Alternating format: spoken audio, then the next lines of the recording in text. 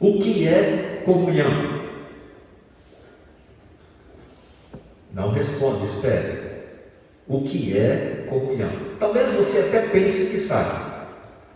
Talvez você até tenha sentido o ímpeto para responder, mas espere.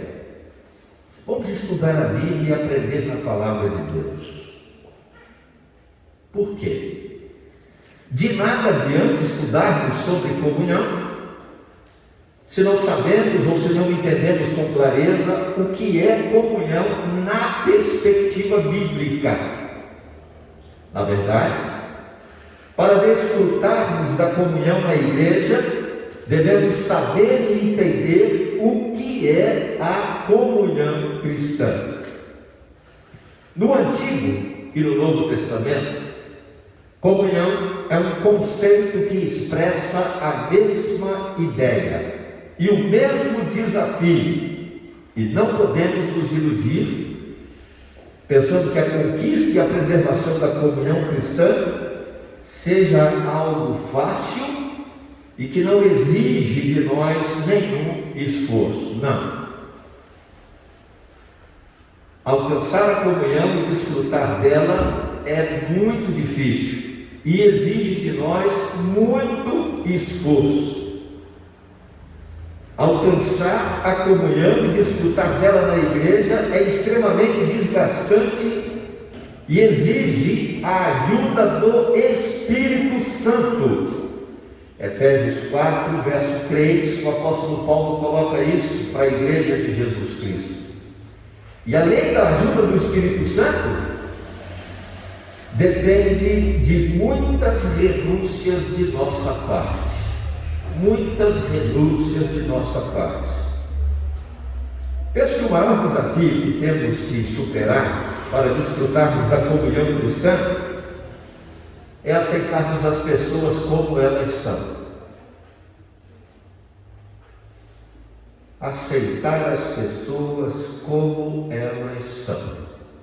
Normalmente, não gostamos de muitas coisas na personalidade e nas atitudes dos outros, por várias razões, seja por uma questão cultural, seja por uma questão social, seja até por uma questão de herança familiar, mas nós temos dificuldade de lidar com a personalidade das pessoas, com as suas idiosincrasias, ou seja, com as peculiaridades dela e até com as suas esquisitices. E com as atitudes da pessoa. Porque as atitudes refletem aquilo que ela tem na sua essência, como ser. E a gente às vezes prefere o distanciamento como medida de proteção, autoproteção. Eu vou evitar aquela pessoa porque eu não quero me aborrecer. Eu vou evitar aquela pessoa porque eu não quero me chatear. E eu vou ter que falar uma coisa, ela não vai gostar. Então Agora, presta atenção. Porque a gente deve ter em mente uma coisa. E não sou eu que digo, é a psicologia.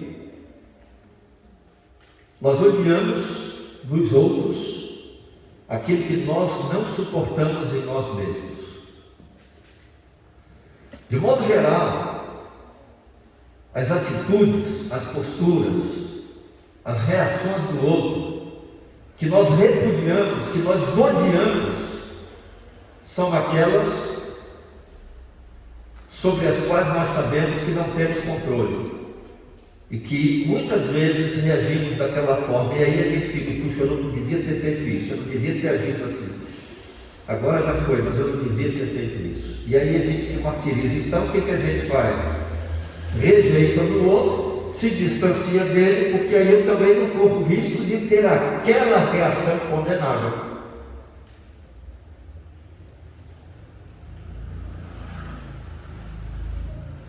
Assim sendo, queridos, para a gente alcançar a comunhão e para nos tornarmos promotores da comunhão cristã, nós devemos ser pessoas bem resolvidas. E pessoas bem resolvidas psicológica emocional e espiritualmente.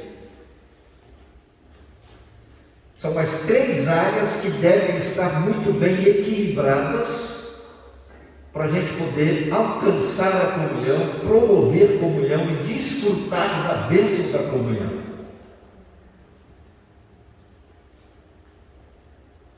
E isso só é possível se nós formos pessoas cheias do Espírito Santo de Deus. E não só isso, porque pessoas cheias do Espírito Santo de Deus são pessoas esvaziadas de tudo que impede e prejudica a comunhão.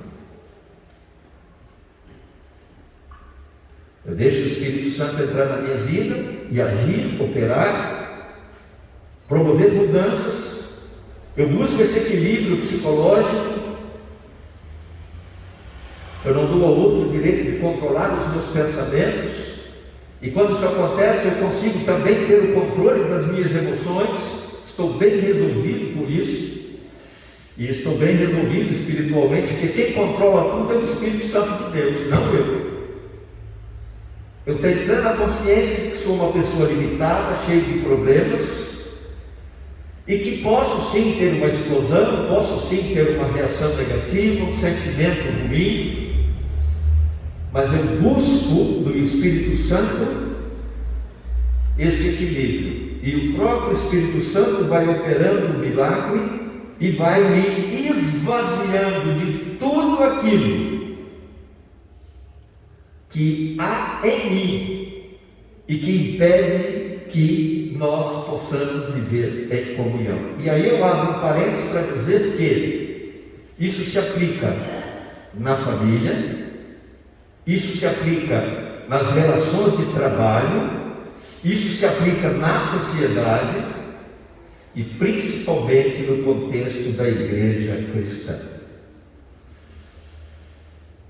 Se queremos alcançar esse equilíbrio psicológico, emocional e espiritual que proporciona boa convivência e comunhão cristã na igreja, carecemos de oração, de autoaceitação e de relacionamentos amigáveis e sinceros e assertivos. Precisamos orar muito. Ah, pastor, mas tem uma pessoa ali que me incomoda. Comece a orar por ela e comece a abençoar a vida dela. Eu tenho certeza que o Espírito Santo vai mudar o teu sentimento. Sim? Comece a olhar para você com os olhos de Deus, os olhos da fé, não com os olhos humanos que critica, que cobra, que julga.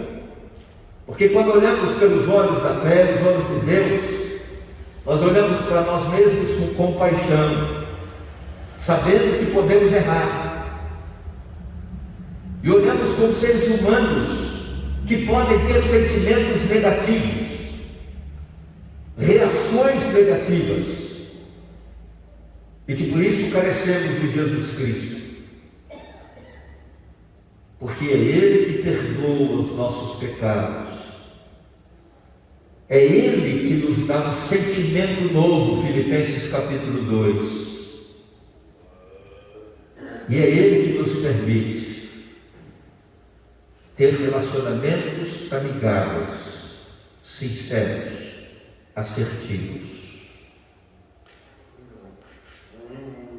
O relacionamento amigável é aquele que se orienta pela empatia, o vínculo que existe entre o meu e o seu coração. Não é pela simpatia, é empatia. O relacionamento sincero é aquele que não usa máscara, não tem hipocrisia, não faz de conta. E o assertivo é aquele que diz a verdade, mesmo sabendo que o amigo não vai gostar. Mas o verdadeiro amigo sempre fala a verdade. Se está errado, ele vai dizer, está errado. Se ele não gostou da brincadeira, ele vai dizer, não gostei. E aí, a questão é se eu estou bem resolvido, equilibrado, sob a direção do Espírito Santo, para receber essa palavra, essa correção, essa exortação e corrigir a minha conduta. Eu sei que não é fácil. Eu sei que não é fácil. E eu luto por isso todos os dias. Quem me conhece sabe. E quem trabalha comigo há bastante tempo conhece até a minha personalidade. Todo ser humano, eu e você, por mais bonitinho que seja a feição, o rosto, tem um monstro dentro de si. Pode estar adormecido, mas às vezes um dia o menor ruído, uma brisa na janela, um farfalhar de cortina do quarto, faz esse monstro despertar. E aí o outro que está do lado olha assim assustado e diz: eu não conheço essa pessoa. A nossa família, falecido pastor Maurício Cruz, nosso cunhado, marido da Lígia, que já faleceu, ele criou um bordão na família que a gente resolveu isso, porque quando acontecia uma situação assim de alguém explodir, ele olhava assim e dizia: eu criei esse monstro. E aí todo mundo era responsável pelo monstro. O problema e tal, ele olhava assim, parava, ele ficava parado. Aí todo mundo já sabia, ele dizia: nós criamos esse monstro. E aí todo mundo se retraía: opa, vamos acertar os detalhes, porque nessa rota não é bênção. Talvez na relação intrapessoal, comigo mesmo, a expressão não seja essa, talvez a expressão seja: eu estou alimentando esse monstro. E é por isso que ele não fica quieto, ele não dorme, ele não morre de fome, de sede. Porque todo dia eu estou alimentando com esses sentimentos ruins que eu deixo aflorar. Só que eu consigo esconder, forjar, falsificar. E eu não falo o que eu estou sentindo para evitar o problema. Não é amigo, não é sincero, não é assertivo. Um dia a bomba atômica vai explodir. No casamento é divórcio. No contexto da família, o que temos visto acontecer, crimes bárbaros, hediondos acontecendo. Nas relações sociais, violência, explosões, brigas sem sentido. Porque esses monstros estão vivos. Mas vamos orar. Pela oração a gente consegue lidar com isso e vencer. Mas além da oração é importante também a autoaceitação. Olha para você com generosidade, olha para você com compaixão, com amor e diga para si mesmo: eu sou um pobre coitado, se Deus não tiver misericórdia de mim, eu vou ter problemas em todas as áreas da minha vida. Desenvolva a habilidade interrelacional. Aprenda a engolir sapos. Não é deixar de falar a verdade, não é deixar de mostrar que não gostou, não é se afastar da pessoa, mas é considerar se o momento é apropriado para o debate. Porque a própria Bíblia diz em Provérbios que a palavra dura suscita a ira, a palavra branda desvia o furor. E se não bastasse, o mesmo pregador em Provérbios diz que a palavra, na hora certa, por mais dura que seja, é como uma maçã de ouro numa bandeja de prata.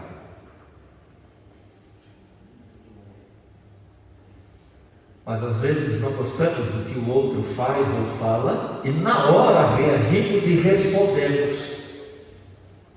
Temos a mesma atitude e reação que condenamos o outro.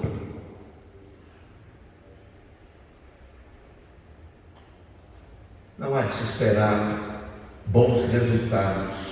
Desenvolva habilidade interrelacional, porque viver em comunhão principalmente na igreja, exige humildade, muita humildade, para a gente perceber que apesar das diferenças, apesar das esquisitices, apesar das peculiaridades, apesar das diferenças e dos conflitos, nós dependemos uns dos outros.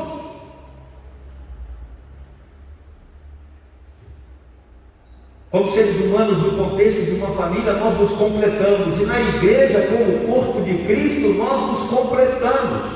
E ninguém, diz o apóstolo Paulo na primeira carta aos Coríntios, no capítulo 12, 13 e 14. Ninguém pode dizer que não precisa do outro.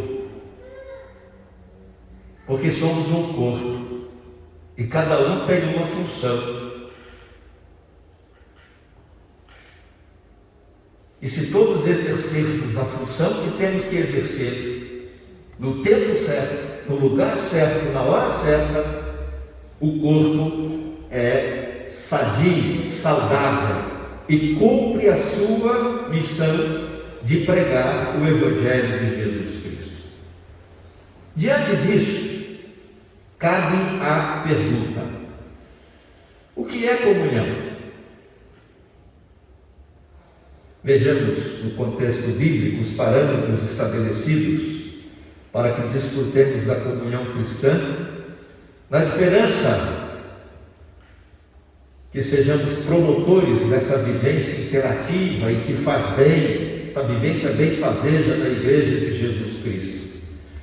Abra sua Bíblia, em Êxodo capítulo 20, os versos 22 a 24. É Deus falando com Moisés. Êxodo capítulo 20, os versos 22 a 24. A Bíblia diz assim: o Senhor disse a Moisés: diga o seguinte aos israelitas: vocês viram por vocês mesmos que do céu lhes falei. Não façam ídolos de prata nem de ouro para me representar. Façam-me um altar de terra e nele sacrifiquem os seus holocaustos,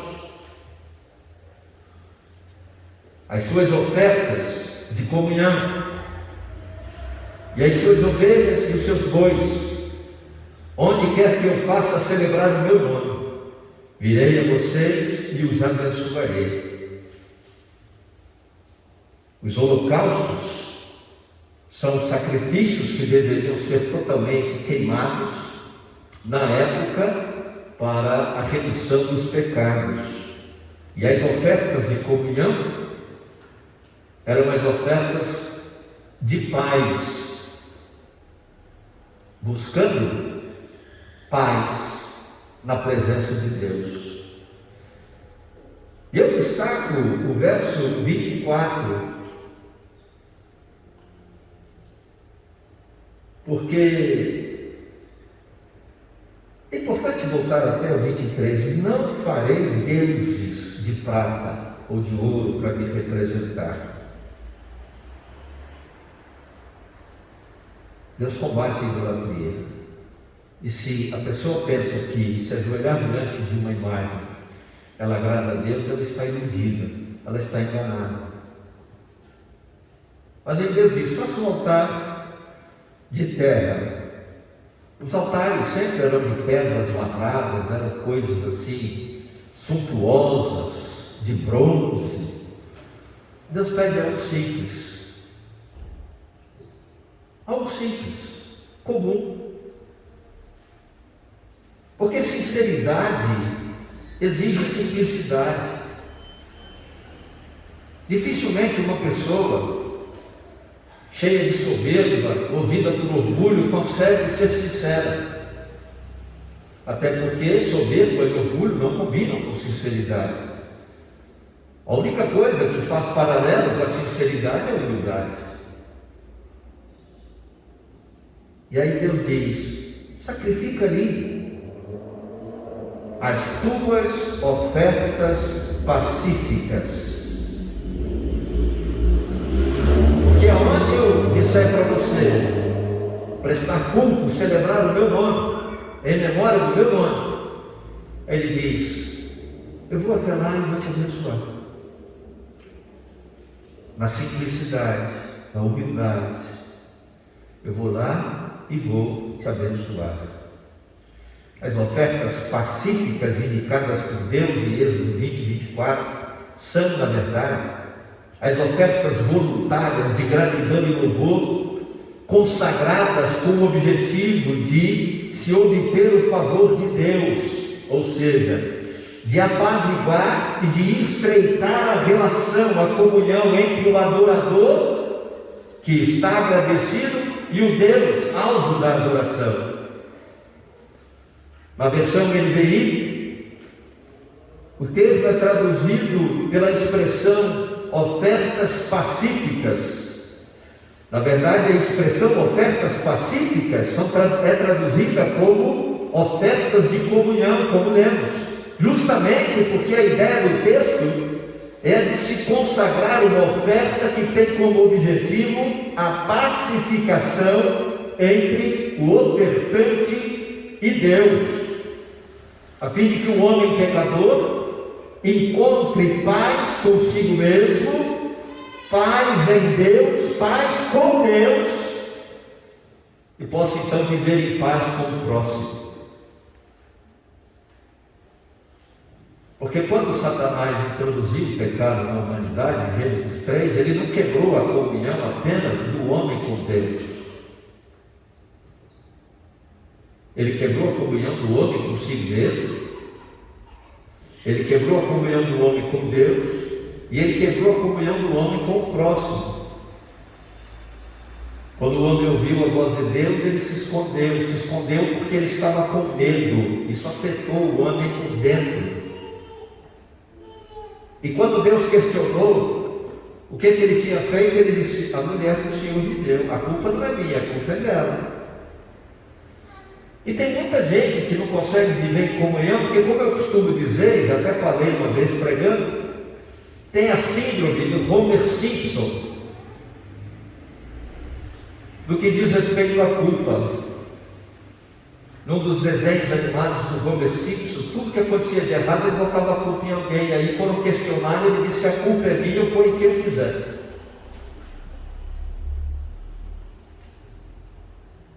E tem gente que vive assim. Agora tem a pandemia, né? Não é nem mais o diabo, coitado, o diabo até está tendo um descanso, eu acho, lá no inferno, né? Porque agora a culpa de tudo é pandemia. Será? Quando você decidiu aceitar a oferta do pecado, até ceder à tentação de cometer o pecado, não tem nada a ver com a pandemia e nem com o diabo. Leia a carta de Tiago. Se você é tentado, se você não vazando a sua concupiscência, o seu mau desejo, o desejo do pecado, aí o pecado se torna algo prático. Você vai lá e pratica o pecado. Você é responsável. Não é a pandemia. Ah, mas o diabo tentou. Bom, se o diabo parar de tentar, ele perde até o emprego no inferno, né? Porque a tarefa dele é tentar. E isso ele sabe fazer muito bem. Ele tentou a Deus antes que o mundo fosse criado, porque ele olhou Deus no esplendor da sua glória, no alto e sublime trono, e disse, eu sou Deus e eu vou sentar nesse trono. Ele tentou o homem, coroa da criação de Deus, o Éden. Ele tentou Jesus. E ele tenta a mim e a você. Mas nós somos responsáveis por consagrarmos a nossa vida ao Senhor em oferta de paz, em oferta de comunhão. Justamente porque somos pecadores e carecemos, necessitamos de ter paz com Deus, de ter paz com a gente mesmo. a fim de que possamos viver em paz com o próximo. E nos dois casos, seja oferta pacífica ou oferta de comunhão, como lemos em Êxodo 24. Essa é a primeira indicação bíblica da possibilidade de o ser humano, com o coração agradecido, motivado pelo louvor sincero, estreitar a sua comunhão com Deus, para que vivamos em paz com a gente mesmo e com o próximo. Até então, a narrativa bíblica vem mostrando que Deus tomava a iniciativa de procurar o homem e propor uma parceria. A partir da lei, Êxodo capítulo 20, Deus dá a mim e a você a liberdade, o direito de nos aproximarmos dele e de nos consagrarmos a ele em oferta de paz, buscando a presença dele. E a partir daí você vai ver os profetas falando: se vocês clamarem, eu ouvirei. Se vocês me buscarem, vocês me encontrarão. Se vocês procurarem andar comigo, eu andarei com vocês. Vou junto pelo caminho. Até que Deus precisou novamente tomar a iniciativa de enviar Jesus Cristo para morrer na cruz por nós. No hebraico, a palavra para pacífica é célere, que significa retribuição voluntária de gratidão. Mas essa palavra adquire um sentido especial quando pensamos em comunhão, porque a palavra comunhão é rabá. E comunhão com Deus significa ser juntado, ser ligado, estar reunido a Deus e com Deus para desfrutar plena paz, a paz que só Deus pode dar, a paz que Jesus Cristo deixa-vos a paz, e ela não é a paz do mundo, a paz que o apóstolo Paulo depois, por revelação do Espírito, consegue nos fazer entender que a paz dada por Jesus, a paz de Deus, é diferente da paz dos judeus, shalom, e da paz romana, a paz. Porque a paz de Deus excede a todo entendimento, ou seja, a racionalidade humana, o entendimento humano não alcança o poder, o significado, a grandeza, a abrangência que a paz de Deus dá no coração, a ponto de fazer com que a gente possa, pecadores, porém remidos, purificados, lavados no sangue de Jesus, possamos chegar diante de Deus e falar: Pai, Paizinho,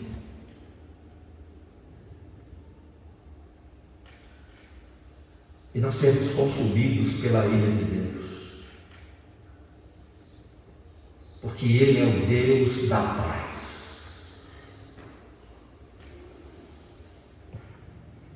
A conclusão a que chegamos é a de que devemos, para viver em comunhão na igreja, retribuir, agradecer e estar em reunião, ou seja, juntados, ligados a Deus, para que possamos estar ligados, juntados ao próximo.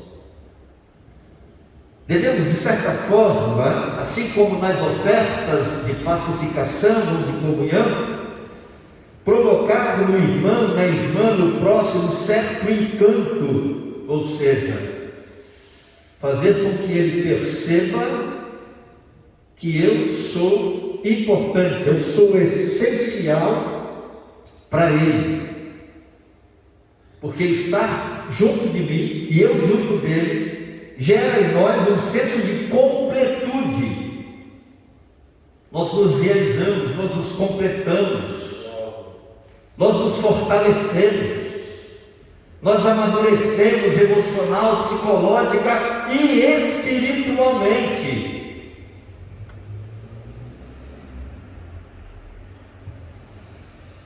E por isso podemos caminhar de mãos dadas. Podemos caminhar juntos, vivendo em comunhão. Isso porque, irmãos e irmãs, comunhão é ajuntamento. Comunhão é ajuntamento. Comunhão é unidade entre pessoas, entre as partes. Pessoas que se comprometem com a promoção e a preservação das relações interpessoais entre pessoas. Mas isso com sinceridade, em amor, como deve ser a comunhão cristã. E esse ajuntamento pacífico, ou seja, de gratidão e louvor a Deus, com o objetivo de obtermos então a comunhão com Deus, pacifica o nosso coração e com certeza há de se refletir na nossa convivência, no ajuntamento entre irmãos e irmãs, na comunhão cristã na igreja, com os nossos irmãos em Cristo Jesus. Comunhão é convivência e deve ser gerada como resultado de relacionamentos entre pessoas, relacionamentos interpessoais dinâmicos e sobrecarregados de mutualidade. Eu não fico só esperando receber, eu levo alguma coisa para dar, mesmo que seja só o meu sorriso, mesmo que seja só uma palavra de incentivo. Talvez eu não tenha recursos materiais para oferecer, mas com certeza em Cristo Jesus, pelo Espírito, eu tenho para mim uma mão forte, uma palavra de sabedoria, ou quem sabe até uma palavra profética. Como diz o apóstolo Paulo, que deve ser na igreja,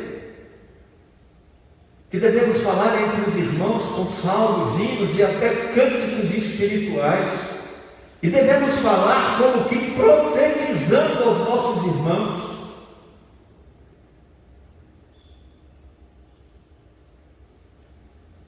Infelizmente focamos nos recursos materiais, focamos em coisas que achamos que os outros precisam, que podem satisfazer suas necessidades para que eles vivam em paz com a gente. Quando que na maioria das vezes, e eu repito, na grande maioria das situações, as pessoas só precisam de um amigo, de um olhar compassivo e de uma oração.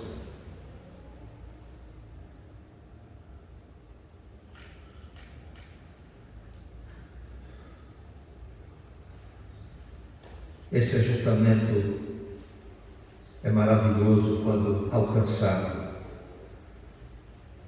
na busca dessa convivência gerada pelos relacionamentos que travamos com os irmãos de forma dinâmica, mas relacionamentos sobrecarregados dessa mutualidade, que nos permite viver em paz e amor. E aí você abre a sua Bíblia em Colossenses capítulo 3 e veja lá os versos 14 e 15.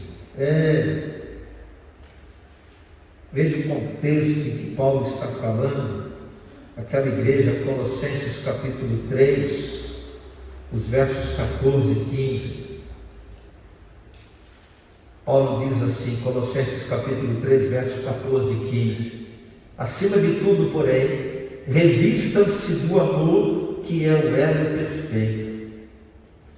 Que a paz de Cristo seja o juiz em seus corações, visto que vocês foram chamados para viver em paz, como membros de um só corpo. Amor é o elo da perfeição, e a paz de Cristo é o juiz. se eu olhar o meu irmão, se eu julgar o meu irmão, a minha irmã, com a paz de Cristo, será que eu condeno as atitudes dele? Ou será que eu oro por ele e sento para conversar e ajudá-lo a mudar de atitude? É triste, mas a impressão que passa é que nós estamos todos esses anos como Igreja de Jesus Cristo e ainda não aprendemos o que é comunhão e não aprendemos a viver em comunhão. Jesus foi oferecido como oferta pelos nossos pecados na cruz. E por quê? Para quê? A Bíblia responde: para nos reconciliar com Deus e para permitir que tenhamos e vivamos em comunhão com Deus, em paz com Deus e conosco mesmos, e na comunhão cristã com os irmãos da igreja. Não é isso que diz o apóstolo Paulo a nós, a igreja de Jesus Cristo, na segunda carta aos Coríntios, no capítulo 5, os versos 18 a 21? Deus estava em Cristo reconciliando consigo mesmo o mundo pecador. E Ele nos deu o quê? O direito de ficarmos na igreja disputando espaços, brigando um com o outro, porque somos pessoas empoderadas pelo Espírito de Deus. Foi isso que está escrito na Bíblia? Então abra a sua Bíblia e veja o que ele diz lá.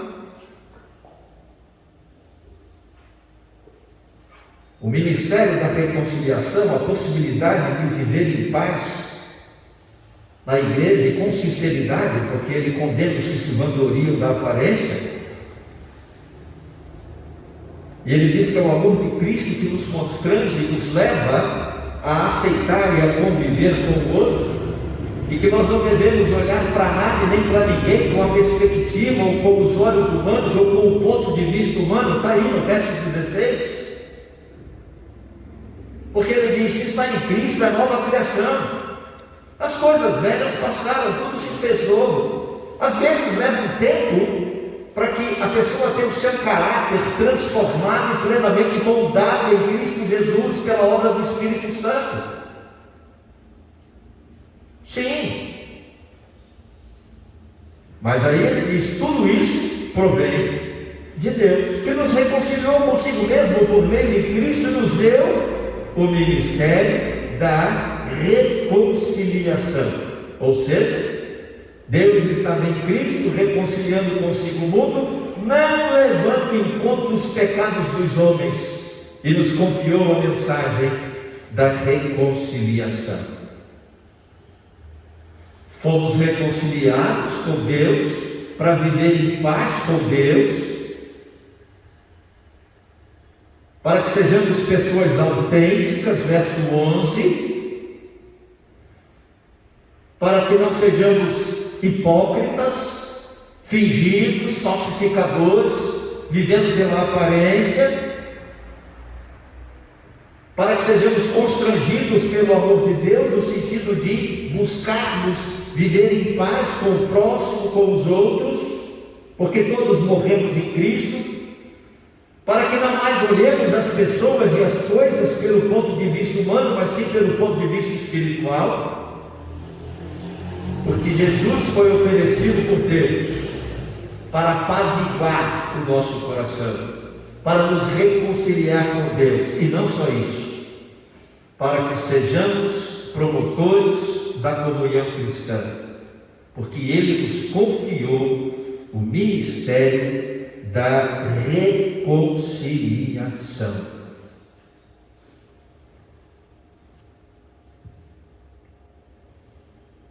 Se desejamos viver em comunhão, promovendo comunhão cristã na igreja, devemos em Cristo Jesus agir como pessoas cheias do Espírito Santo, pessoas bem resolvidas, psicológica, emocional e espiritualmente, pessoas que vivem em paz com Deus, em paz consigo mesmo e em paz com os irmãos na igreja. Porque a comunhão com Deus e a interdependência entre os irmãos, entre nós uns dos outros, são essenciais para que a comunhão cristã na igreja se fortaleça, se estabeleça. E também é bom, faz bem para o nosso coração, para a nossa vida. Porque essa convivência salutar nos torna pessoas melhores, cristãos melhores. Porque somos pessoas de corações pacificados. Somos pessoas mais fortes, psicológica, emocional e amadurecidas espiritualmente. E conseguimos então superar, sobreviver, vencer os embates que o relacionamento humano traz para cada um de nós.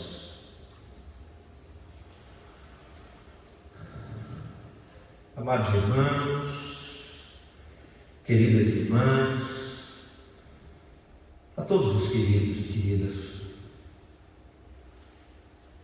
só me resta fazer uma oração. E nessa oração pedir a Deus que nos ajude, pelo Espírito Santo, para buscarmos a comunhão, para sermos pessoas, irmãos em Cristo na igreja, promotores de comunhão, de uma boa vivência cristã, em paz, pela paz, que leva as pessoas à paz que só Jesus Cristo pode dar. Se Deus, por misericórdia e graça, ouvir e responder às nossas orações nesse sentido, com certeza, nós vamos conseguir promover e vamos conseguir viver, vivenciar em comunhão, desfrutando das bênçãos da comunhão cristã na Igreja de Jesus Cristo. E eu oro em nome de Jesus. Amém.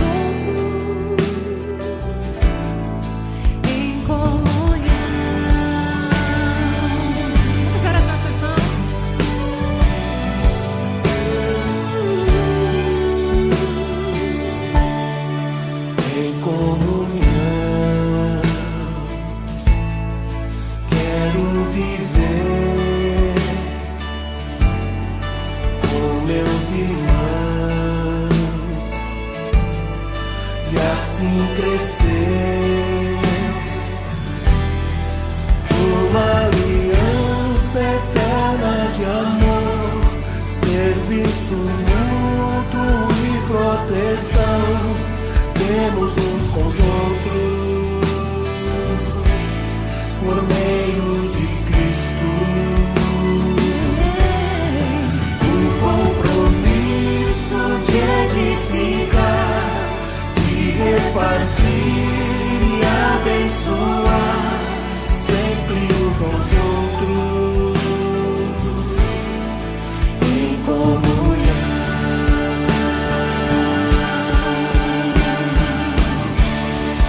Em Cristo,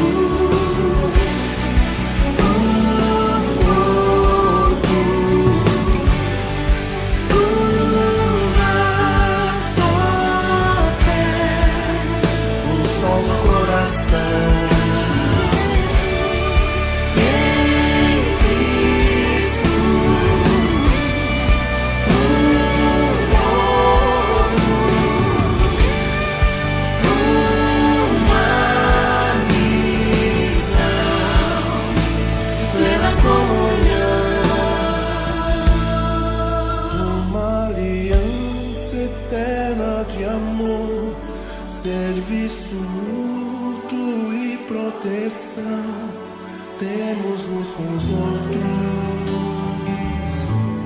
por meio de Cristo. O compromisso de edificar, de repartir e abençoar sempre uns aos outros em comunhão. Uma aliança eterna de amor, serviço mútuo e proteção temos uns com os outros por meio de Cristo. O compromisso de edificar, de repartir e abençoar sempre uns aos outros em comunhão. Sempre uns aos outros em comunhão. Sempre uns aos outros em comunhão.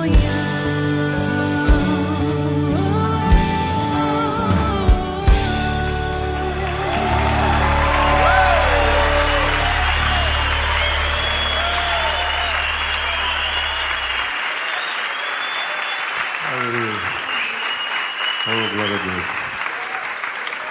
Essa música da Raquel, ela é muito específica e funcional. E ela registra o que é a Comunidade da Graça nesses anos todos. Através do nosso pastor Carlos Alberto, pastora Sueli, que Deus levantou aqui, e nós ao lado deles. A gente tem experimentado esse caminho da comunhão, não é? Nós sabemos que não somos perfeitos, não nos consideramos, mas nós temos um trunfo em nossas mãos. É que o perfeito vive em nós. E Ele vai aperfeiçoar a boa obra que um dia Ele começou em nós. Então vamos profetizar mesmo, minha querida Raquel, que nós temos essa unidade no Espírito, essa comunhão que Cristo tem gerado. E Ele vai trabalhando em cada um de nós até o dia da sua volta. Então vamos desfrutar dessa comunhão. Dá um abraço aí no seu irmão, da direita e da esquerda. Sinta-se abraçado por mim, pela Raquel e por todo o grupo aqui também. Né?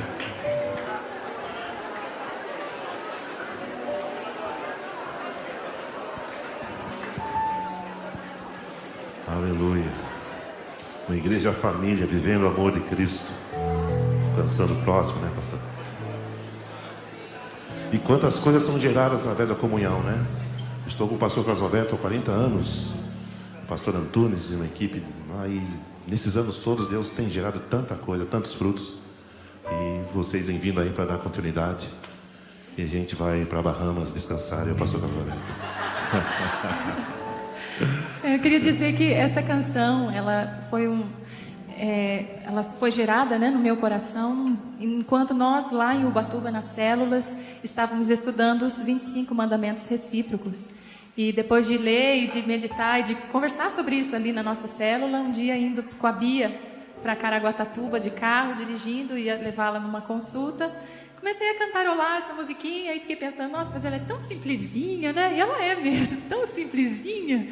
Mas são verdades que nós, como igreja, precisamos viver. Tenho dito por aí que as pessoas não vão conhecer Jesus ou não vão saber quem é o nosso Senhor, o Senhor da nossa vida, pelas canções que nós cantamos, ou pelos livros que nós escrevemos, nem pelo discurso que nós temos nos lábios, mas pela maneira como nós vivemos, pela maneira como nós nos amamos, servimos uns aos outros. Então que isso possa ser verdade em nós, amém? Essa aliança, esse compromisso, e que conforme a gente vá vivendo o nosso dia a dia, nessa sintonia de amor, que Jesus Cristo seja conhecido, amém? Seja honrado.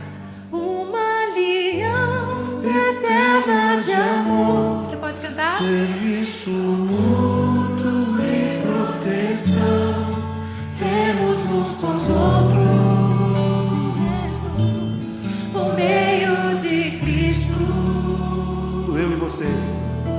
o compromisso de edificar, de repartir e abençoar, sempre uns aos outros, em comunhão. Última vez, você pode cantar mais forte isso? Uma aliança eterna de amor, serviço mútuo e proteção, temos uns com os outros, por meio de Cristo, o compromisso de edificar, de repartir e abençoar, sempre uns aos outros, em comunhão, sempre uns aos outros, em comunhão. Última vez, sempre uns aos outros, Em comunhão.